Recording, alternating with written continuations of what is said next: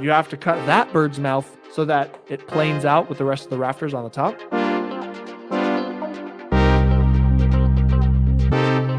We try to take the wood out of the wall and put in insulation.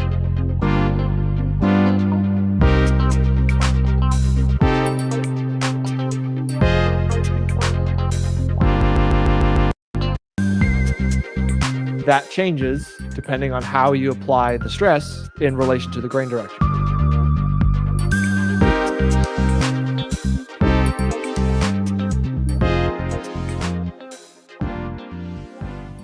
Ladies and gentlemen, smooth hits from the Green Observer. That song was EDM by the Green Observer. If you liked the way it sounded, you should check it out in my description, because boy howdy does he know how to make some darn good music. So, welcome everybody to the Bungalows for Bachelors late night learning. Tonight we're going to be learning about how our brains mold our spaces and our spaces mold our brains. Hashtag word of the day is brains, guys. It's pretty nifty stuff. Looks like we've got the Green Observer in the chat himself. The music man himself is here. He's live. He's observing, and he is green. Good to see you, my dude. I'm entering your name on the triple ticket giveaway opportunity for the $400 gift card. If you don't know about this $400 gift card, then you should check out my Instagram post. You should join my Telegram, which is a link in the description below. And then you can earn a bunch of extra points by showing up to these live things and having opportunities to get $400, because who wouldn't want $400, guys? So check it out. Go to my Telegram. There's a whole bunch of information in there. We got Jenna Nelson in the chat. Welcome, Jenna Nelson. How are things going? Hope things are going very well. You are also entering your chance to win, and everybody should like that smash button, because that would just pump me up in the algorithm, and that would be a good thing for everybody. Alrighty, Mr. Will Stevenson in the chat is also entering the giveaway. Here we go. Hashtag brains. There we go. EDM stands for Evil Death Nightmare. I don't actually know what EDM stands for, but I presume it's like electronic disco music or something. I don't know. Maybe one of you can correct me, please. I would like to learn something new today. Speaking of learning something new today, I'm just going to real quick download a whole bunch of information to you guys, because you're here, you showed up, and so I'm going to pass this information off to you, just some like little nuggets, okay? Little nuggets of wisdom. So I had my cousin come over, who is a electrician, and he is super nice and helpful and wise in the ways of electricity. And he went through and looked through our building, and we're almost done with the electrical, but he pointed out some very important things. Electronic dance music. Thank you, Jenna. That makes a lot more sense, because I love to dance to EDM, but like that makes you want to dance. Okay, fair enough. So important things. Apparently, I was not paying attention. I should have gone back and read my notes, because the meter box where the utility company is going to come plug in the meter, which energy, it's literally a plug. I have just a regular old meter box, but new fire code is that the firemen they need to know that they can run up to your building and have easy, quick access outside to shut all the power off and then start cutting your walls apart to like fix stuff. So there needs to be a big breaker switch as part of the meter panel. So I got to swap the meter panel out and fix that. So I'll take care of that. But that was a big one. He helped correct a whole bunch of not a whole bunch of. There were honestly, everything was pretty good, because the Bitcoin Boomer is a fine electrician. He has done a great job, and so we're gonna button a few things up, remove a few places where the inspector might be really nitpicky about one thing or two things, but we're gonna fix those things up. And the meter box was kind of the big thing that needs to be taken off and then put a new one put back on. But we'll go out and we'll fix all that stuff tomorrow. I got all of the cold water plumbed, and now I'm going to do all the hot water probably after this stream. And the building is going to be plumbed for water. Tomorrow, potentially, we're going to have the city come out and check out the sewer connection that we just made. They just sent a detail in an email saying, hey, this is what we're going to inspect, and this is what it's supposed to see. And in the drawing, it says there's supposed to be a clean out on the house side of the sewer lateral above the connection we're making. And I've got a clean out. For those who don't know what a clean out is, it's where the sewer pipe comes up and sticks out of the ground, and it has a little cap on it, so you can unscrew it and stick stuff down there and like put a camera on the line or like clean it out with a blower or like whatever. It's a clean out, right? Access to the pipe. Well, they've got one of those in the drawing where I don't currently have one, but I have one on our side of the pipe right next to it. So we'll see if they pass it. We'll find out. I'll give you guys a little update there. But yeah, I got all the plumbing in, and then we're gonna finish up the electrical. I'm hoping we're gonna have an inspection on Monday or Tuesday of this coming week. Once that happens, guys, we're gonna pass because we do everything well. And we're gonna throw insulation and we're gonna sheetrock that thing. We're gonna cover all those walls up, and it's gonna look like a building, not a garage anymore. And that's gonna be a really exciting thing. So that's the update we got. But we're going to kind of get into this topic today. If you guys ever thought about the fact that when you were kids, like I learned some interesting things today. So couch forts, guys, couch forts. When you're a kid, you want to make a couch fort because it's like, hey, we have a couch. We can take the cushions and we can make a fort. And it costs us nothing except some time. And then we could like knock it down and rebuild it, right? We could be safe from the monsters. We could be whatever, right? Whether it's couch forts, tree forts, like camping in your yard, or putting sheets up around chairs and building a little like tent inside your house, whatever it is. Most of us, even when we were children, we wanted to create space. Now I'm going to use the words space and place somewhat interchangeably here, but what we need to think about when getting into this discussion is you need to think about space as the environment around somebody, right? So I exist in a space right now. I'm in this room. It has these particular features. It's got some windows. It's got a desk. It's got walls. It's got lights. Like these are the things that make the space around me. And one of the things you need to be aware of is that the space around us influences our psychology, and our psychology influences the spaces that we are around. It goes both ways. Now, a famous man, I believe by the name of Winston Churchill, once said that we shape our buildings, and thereafter they shape us. And he could not have been more correct, because one of the interesting things that you could think about is like, imagine you're in a room, right? And there's just one light in the room, and the room's got nice white walls and a white ceiling and a white floor, and you're just sitting in the room hanging out. And you're in that room for 30 minutes versus, and you know what? And the room has windows. It's got windows, so you can see outside, let the sun in. It's a nice place, right? Or you're going to go sit in a different room, and the room has black walls, black ceiling, black floor, and no windows. You will be psychologically and emotionally affected by the different environments. And that's an exaggeration of how basically the environments we're in can impact us. So another great quote I got here is that the elements of architecture are not visual units or gestalt. They are encounters, confrontations that interact with memory. So what this is saying is basically, not only do places like have a huge impact on our psychology, but our memory is frequently associated with places, and places will associate memories in our brain. It goes both ways, right?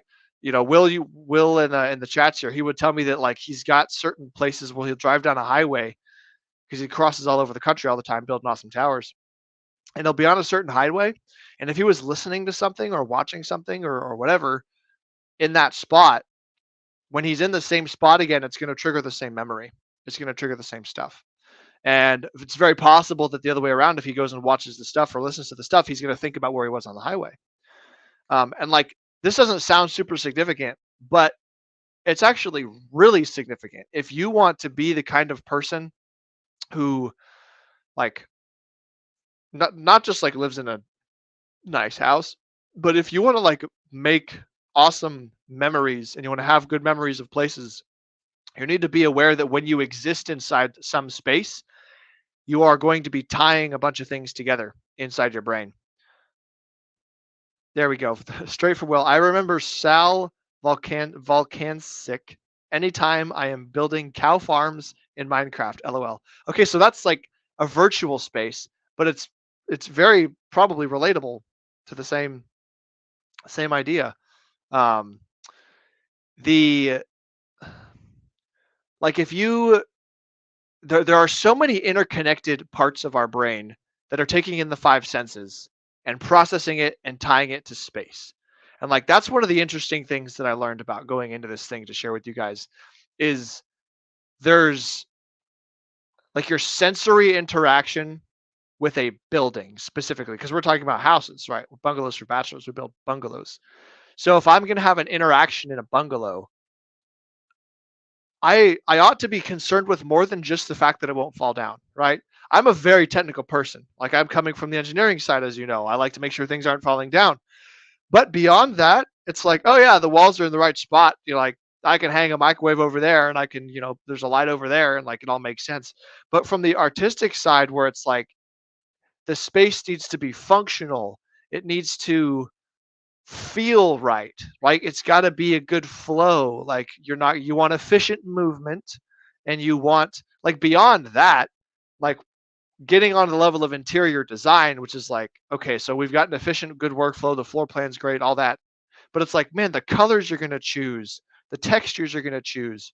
Um, there was a dude, an architect named Peter Zumthor, and he said architecture is about space and materials, right? So we take the space that we exist in, and we take the materials that we have to work with, and we build things out of those materials into the space that we have. And depending on the qualities of those materials, the combinations, the colors, the lighting, all this stat and the other, excuse me, there is a very predictable ambiance that can be created by combining different things. And this is like the other day on our hangout, we were talking about the Fibonacci sequence and how there are geometric patterns that trigger visual cues in our brains, and like they can do interesting things. So like things can be visually attractive based on a certain set of rules maybe. And we know that like audio, that's for sure as well. I mean, I'm sure the Green Observer, he picks out the best pitches and the right keys so that he can trigger certain responses when he's writing this music, right? So like if I'm listening to EDM and I want to dance, it's because he's figured out a way to combine the rhythm and the pitches and the order of the balance of things to like make my brain do something, right? And so you can do the same thing in architecture inside someone's house. And like it's pretty neat. And so like when you think about how complicated this can get, it's like, well, hold on. When we were cavemen, we were just living in caves. Why is this such a big deal now? And the reason it's such a big deal now is frankly because we can afford to, um, assuming we don't build something too big and then try to make it too fancy. You could do like small and fancy or like big and simple. There's two ways to build custom homes. So like we moved past caves and now we're in the world of like designing for pleasure and delight and joy. And it's like, I don't see a lot of that in like most custom home builds because most people want the space. Most people want the number go up, right? Just like in crypto, people want house number go up. I want the square footage to be bigger. Um, and people don't often think about like bringing the square footage down and taking that extra budget number and like having nicer finishes, like living in a smaller space, but you've got like very like beautiful wood designs, millwork on your walls, paneling, like you name it. You could go crazy with the architecture. We don't do that these days, partially because there's not a lot of skilled labor carpenters to do that kind of thing. Um, so that's kind of a bummer, but also because it's really expensive and time consuming, and people would just rather have more space. And people want more space because they have stuff. And you got to store the stuff, guys, because we need all the stuff. Anyway, don't ask me how I feel about stuff. Um, so that's the way that we kind of like built today. And so one of the things that's important to remember is that like the space you live in is important, but don't go freaking out and being like, oh my God, like I live in an apartment and my walls are not quite the right color for me, and I don't like the way that this particular microwave makes me feel.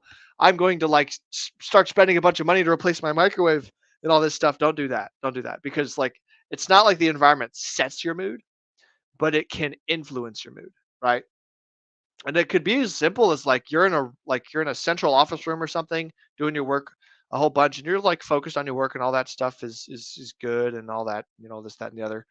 Um, and then you go like change rooms to go take a break and you walk into like the living room with a bunch of windows and the sun's coming through the windows and you like walk into the sun and like as I'm describing this, you're feeling your mood change because like just changing the environment can like it's very powerful. So oh, we got Will Stevenson doing the thing that I asked not to. But you know what? Because you asked, how do I feel about stuff? I feel like most people have too much stuff. For example, this headset, it came with at least four other things besides this part that is the part that I need to do the headset part and the charger to charge the headset, which I've already got other cables for, right? So most people when they get things like this, they're like, "Oh, look at all these cool things. I could use all these things." Hey, listen, Green Observer, I don't want to hear it. This is part of my space. This is my ambiance I'm talking about here. Oh my god. He says, "Look at all that stuff behind you, Sam." You're correct, and it's hanging here on a wall in a house that's not mine.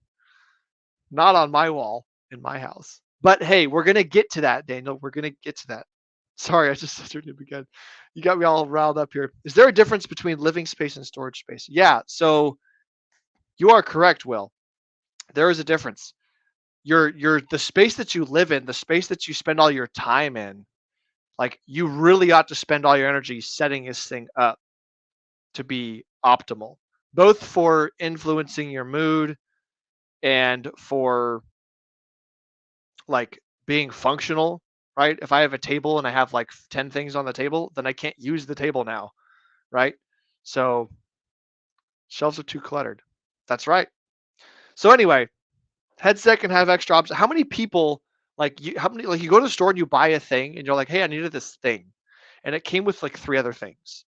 And you're like, "I didn't need any of these other three things." Like I was having a conversation with Green Observer like a few months ago when I got the same TV that he did to do all my work on, and I bought a wall mount because I wanted it on the wall, and it had this like base mount for a desk mounted TV, and I was like, oh, there's just like really nicely, it's this beautiful piece of aluminum block, like this is well made, it looks great, this is hefty, like this is a good part, like this seems like something that I should probably hold on to because what if I don't want to wall mount and I put this on a desk one day?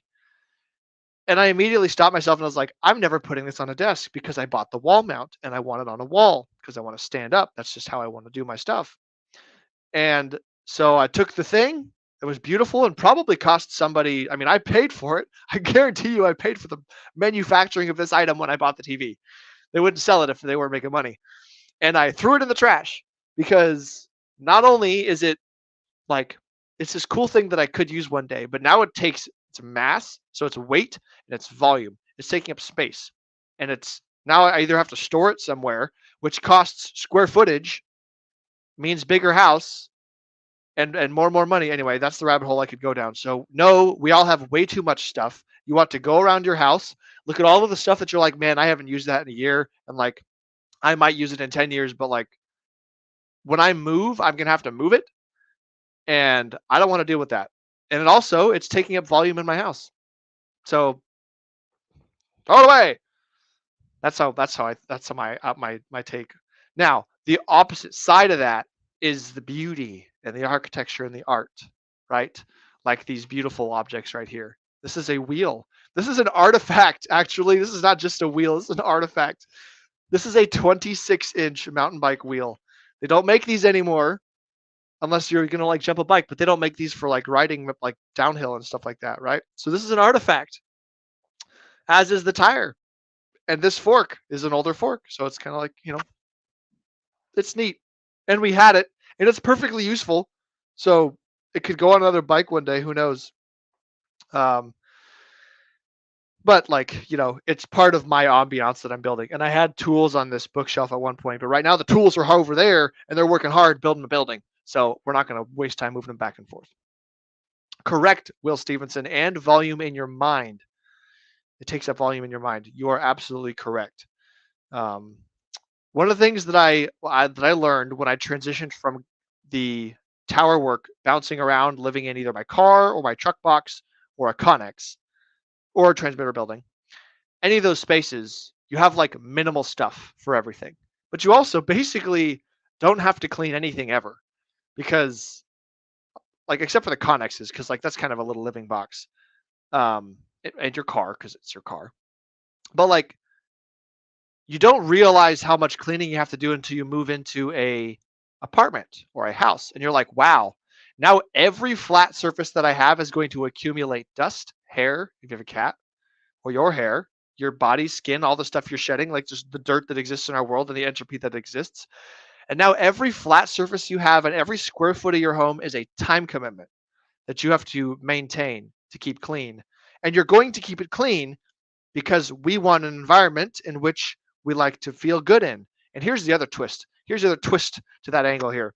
Not only do you want to feel good about your environment, but when somebody else sees your space and the place that you occupy as a human being, it says something about you. Because if your space is clean and maintained, they're going to understand immediately that, oh, this is a person who values living in a clean space, and it's a person who can take action and maintain their clean space that they have. It's like all of these things. And so, like, you know, it's valuable to it's valuable to maintain things clean, keep your spaces small, don't have clutter, get rid of junk you don't need, all of those things. um let's see, let me read through this here. Oh yeah, here's another great quote. So the second quote I read was from Mr. Juhani Palasma. This one is another good one. The door handle is the handshake of the building. And now we've come full circle to my thumbnail text, guys. So the handshake of the building, right? You ever walked into like an apartment or someone's thing, and it's like you go to open the door and the door handle like doesn't quite work right, and you got to like push the door open and like shove your way in or something. It's like, no, no, no, no, no, no.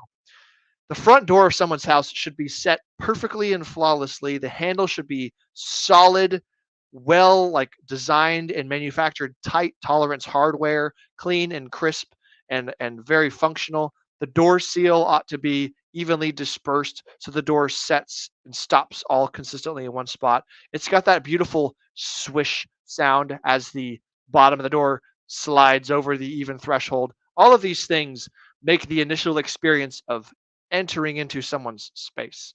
And so if you're going to have a custom home and you're like, you want to cut 10 square feet off your price and put like the extra $2,000, $4,000 into the front door, that's a valuable thing to do, because boy howdy, you're going to go in and out of that door a whole bunch, most likely, unless you have a garage and you don't. But like, whenever someone comes to your home and experiences that door, they're going to like, just, it's going to be this experience, right? They're going to remember the door, right? The actually, that 3-story custom home guy that I helped build out in Canyon Lake, he had this beautiful front door. This thing was like, I don't know where he got it, but it was this big steel, like, hammered face thing, and that like the handle wasn't like a regular doorknob handle. It was like a big long metal rod that was like anchored to the door, and you just basically grab the thing, and it had a special like locking mechanism where you basically just push the door with this handle, and it like does its own special mechanism. But it was just like, it was an extra tall door. It wasn't even an 8-foot door. It was like a 9-foot door or something. It was just, man, the doors. If you guys want some excellent door ideas, I highly recommend watching Dune, because they have some very cool doors in Dune, and like that'd be a cool way to like have an entrance to your home, just like the double swivel. And they've got them. The doors where they hinge, not on the end, they hinge somewhere in the like offset center where they hinge both ways. Like, it's a great way to crush fingers and like squish children and like get one girl out of the house where the one comes in. Who knows what you can do with it? But like, all kinds of options. So yeah, doors. So let's talk about this.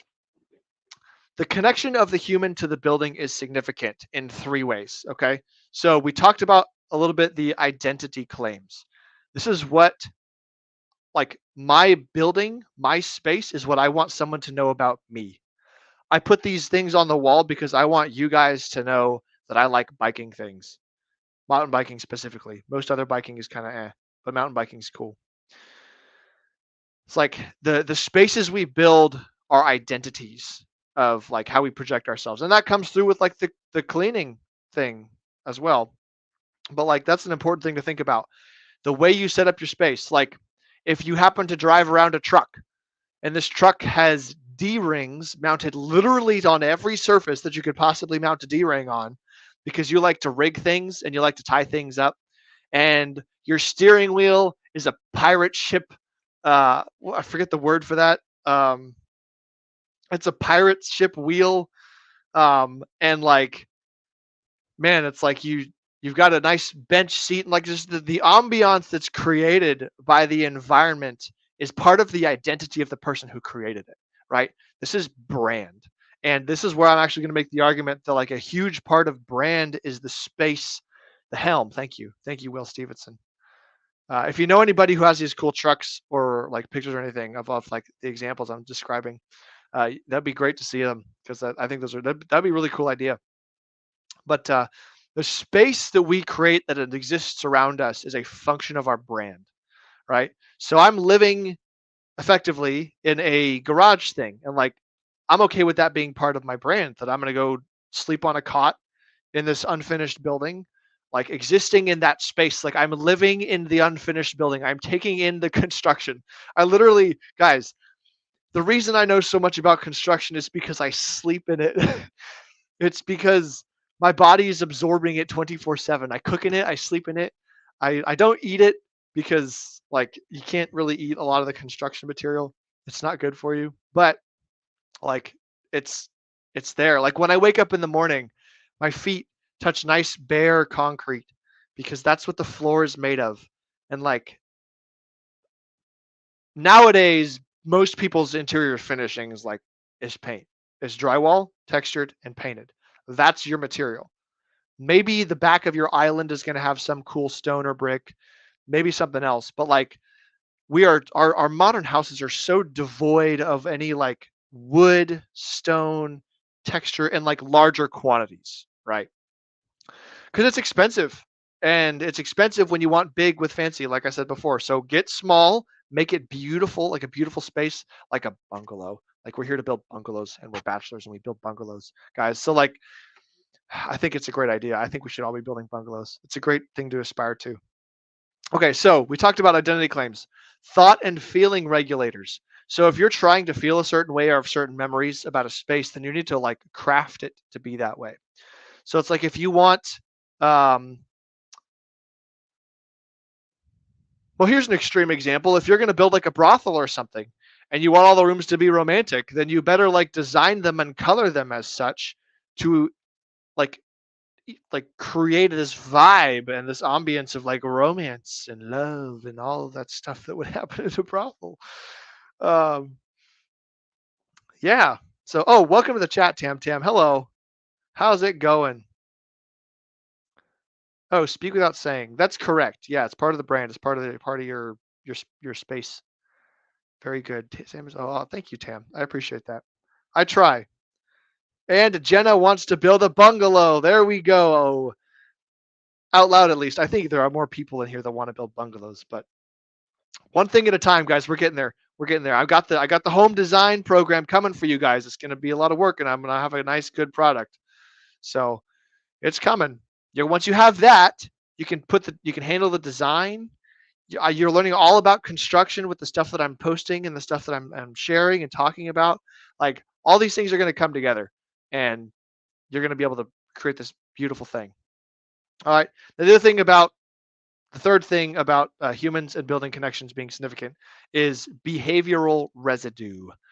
And that's a fancy word for like it's reflecting the acts of what you do in the space. So on another, this is the thing that like came to mind for some gross reason, but basically if you have a bunch of UV lights in a room and it's projecting like a whole bunch of unnecessary stains all over the walls, it's going to project the actions of the person who was in the room, right? And so like in the same way that a clean apartment will show that it can be inferred that the person who lives there is a behaviorally clean person. Like their hygiene's probably clean. They like to like there's all kinds of good stuff. And if you want to like expansion on this from the from a male perspective, the book Mate is very good. I forget who wrote it. Let me look real quick. Let's see. It's not coming up quickly. Yep. Oh well, that's fine. So yeah, Mate, it's a good book. It talks a little bit about how like you can create spaces, and when you create fancy, beautiful spaces, it shows that you can afford to do so, which can be like an attractive quality. But yeah, that's one of the like benefits of like having a clean space that's nice and beautiful and all this stuff. So yeah, you can infer acts from someone's space. If I see a bunch of D rings on the wall, I'm inferring that someone likes to tie things up, whether that's weights, objects, or other people. Who knows?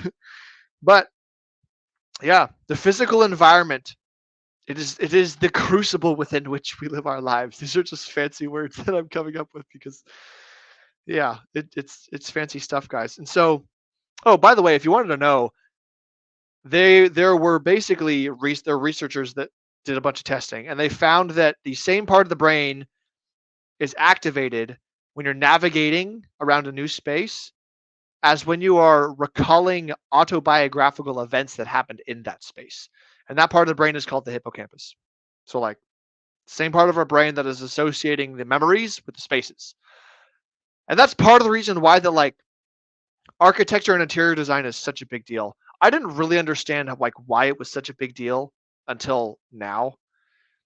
Because people can afford to pay all this extra money for like this quality of space to exist in. Like I'm not gonna lie, guys. Like I would have to learn a lot to be able to apply the skills and the rules and the techniques to creating such a space because I don't know them.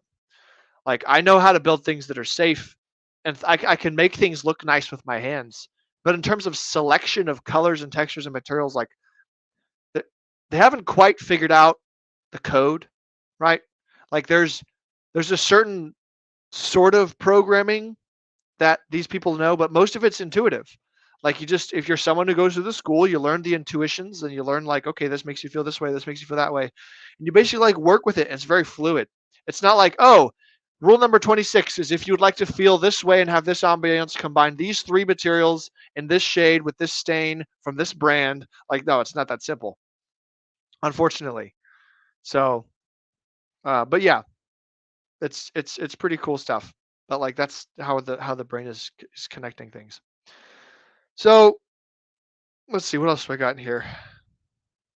Oh yeah, this is an important thing to know. One of the most effective ways to actually control our own emotions is to control the space that we are in. Like when you think of someone who's like frustrated or whatever, and they say, "I'm going on a walk," or whatever, "I'm going outside," or I'm going somewhere else. They need to change the space to influence their emotions so their brain can process things in a different way. And like using those tools, like maybe you have an angry room in your house. You're gonna build a custom house, and you need an angry room. And so you're gonna make all the walls bright red, and you're gonna have like axes on the walls and like screaming sounds projecting into the room. Right, this is your angry room. It's where you go to feel angry when you need to feel angry. Who knows? Who knows what you could do? But yeah, so like it's important to be aware of when you're designing a home. Not only is it structurally going to be good, is it going to be a good use of space floor plan? Is it going to be an efficient floor plan? Is it going to solve your problems? The other thing you got to think about is when you're in those spaces, what is the ambiance you want created? Do you want a reading room where you have a window letting in sunlight and it's quiet and there's a couch and it's got just this like quaint little thing about it that just makes you just want to read a book on the couch, right? Maybe that's what you want, maybe not. But you want to understand how you're going to engage in the space and how you're going to interact with the space. And of course, like the activities and the mindset you want to have. So like all that stuff, that's like pretty much all the designer has to do is ask the right questions to find out what somebody wants. Like if someone's going through this with a designer, You're basically both brainstorming. The designer's trying to figure out the thing you want, and he knows the rules to try to produce the thing that you're after because you don't know the rules. Like that's kind of the idea. But yeah, guys, that's pretty much it. And I will say, I'm going to tie this up with the last thing here, that it's really cool to think about how your psychology is affected by your spaces and all this, that, and the other. And you can have fancy spaces and fancy materials to feel certain ways and do all this stuff. But at the end of the day, that shit costs money, right? It costs a lot of money. And that's why you have to. Oh, awesome. Thank you, Will Stevenson. Threw picks up in the Telegram. Oh, where's the kitty? Mr. Pumpkin's over in the ADU. That's where he's hanging out. Well, he's not in it. He's playing outside, chasing things and fighting other cats and eating things and doing whatever it is that he does. And asking for food because he's basically nonstop hungry. But, I got derailed. Oh, yeah, money. So it's like we all have to live in somewhere right now. We've all got the space that we're in. And for us to think about changing that space and being like, oh, you know what? I like the idea. I like this idea of this like space changing that Sam's talking about. I want to improve the aesthetic appeal of my space. Like I want it to feel good when I'm in this room. I don't want white walls. I'm gonna buy a bunch of cedar and like burn it just the right way and like seal it up and then cover it all over this whole wall. And it's like, well, there's $2,000. Like this stuff costs money. And so it kind of ties back to like the size versus the quality of the space. And I would argue that it's better to build a quality space than a big space, but it just depends on what your goals are. Like if you want to walk into a big room, then you're probably going to have plain walls. Like if you have a fixed budget, we've all got fixed budgets, right? Until crypto bull market peaks and we're, banking out of that. We've all got pretty fixed budgets. So, things you can do, actionable steps, guys. Clean your stuff, right? You can improve your space by having a clean space. That can have a great thing. Get rid of extra stuff. I actually had a great conversation with the Green Observer a little bit ago about how like important it is and how big of an effect it is to declutter your space. So not just your stuff is clean, but like look around your room and think like in the kitchen, for example. I just did this in my kitchen in my apartment in Texas. The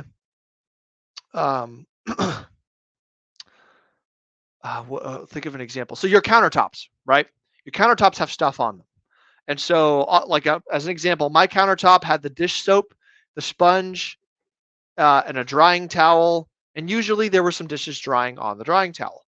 And I made it a point. Oh, and like maybe my keys or wallet or like a water bottle or like some other things that would hang out, right?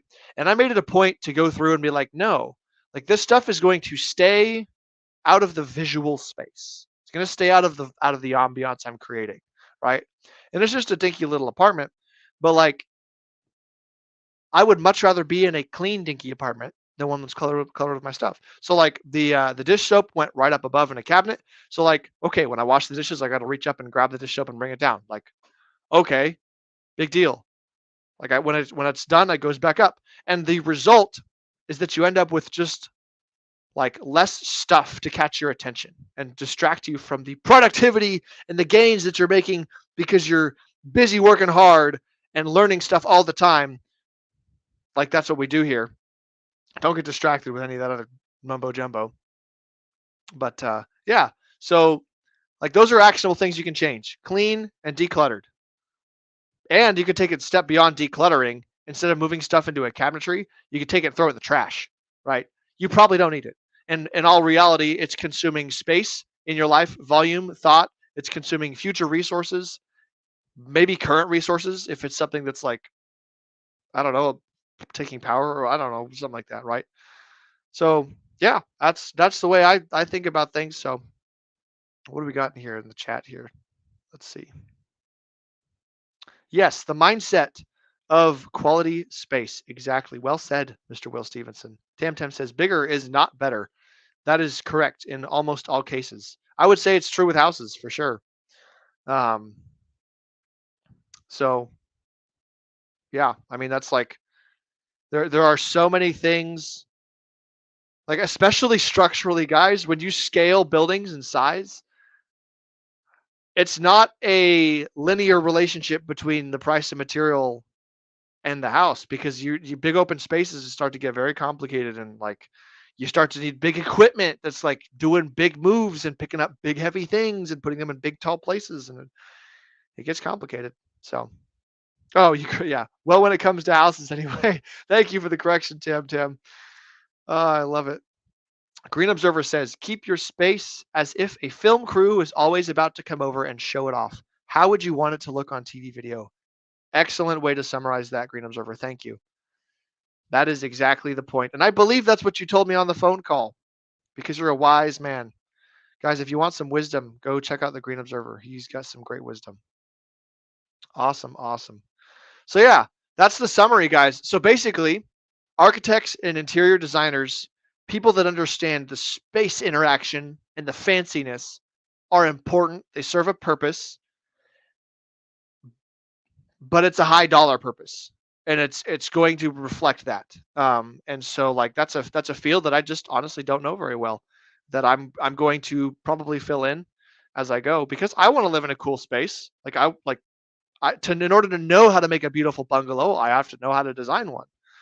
And so we're gonna figure that out. And then when I learn something, boy howdy, am I gonna share it with you guys, because that's what I like to do. So I would like to thank all of you for coming, but we're not done yet. We are not done, ladies and gentlemen.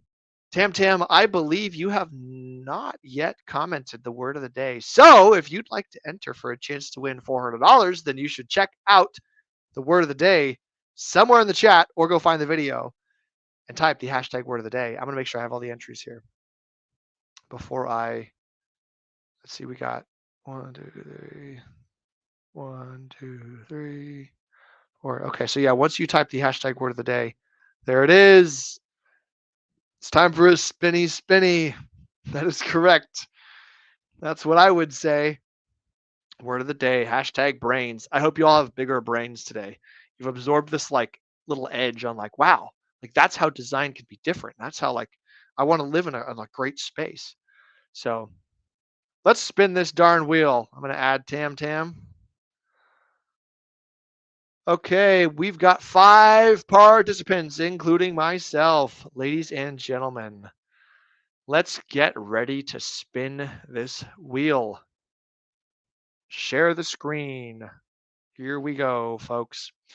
There's the wheel. If you see your name on the wheel, then you know you have entered properly and I have not missed you. If you don't see your name on the wheel, then you're missing out on a great opportunity to win $400 for free and a gift card to a hardware store of your choice, whether that's Home Depot, Lowe's, McCoy's, Menards, whatever else you might want to buy tools or hardware or materials for, so that you can make your interior spaces better. You know, I will say that's a cool thing about interior spaces, is you can take an existing space and add to it and just change the ambiance, whether it's color, paint, wood, concrete, you name it. And there's some pretty cool stuff. Like, honestly, people do some very creative things on Instagram. There's some very great ideas out there. So we're ready to spin, folks. We are ready to find out who is going to win these 3 tickets for today. Ladies and gentlemen, saw spins in 3, 2, 1.